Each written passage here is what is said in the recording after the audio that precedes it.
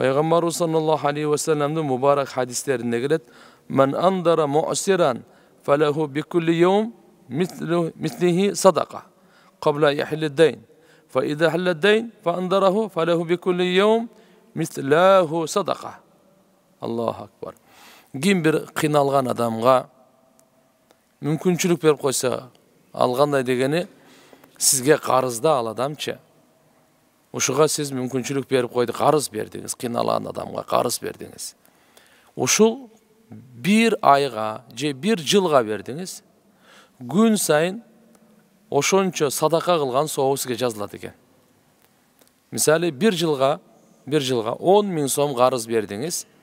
Bir жыл бойы сіз күн сайын 10.000 сом садақа қылғаны соғы сізге жазыла өреткен да. Мынаке. Еми, уақытысы келді. Bir жыл уақыт келді. Бер албай қалды. Дағы сізден айтты, bir жылға да беріп тұрсаңыз жақшы болады әле, мен қиналып атам деді. Сіз мақұл деп қарызды мөөнөтүн ұзартып қойдыңыз да. Ошо қарызды мөөнөтүн ұзартқандан тартып, күн сайын ошо қанша қарыз берсеңіз, ошодан 2 есе садақа қылғаны соғы сізге жазылып өреткен да. Эми экинчи жылы 20.000 сомдон күн сайын сізге садақа қылған соғы жазылып өреткен да. Мынаке қараңыз. Бу пайғамбар саллаллаху алейхи ва саллям хадиси бұл. Сахих ал-Жами сагир де келет экен мынау.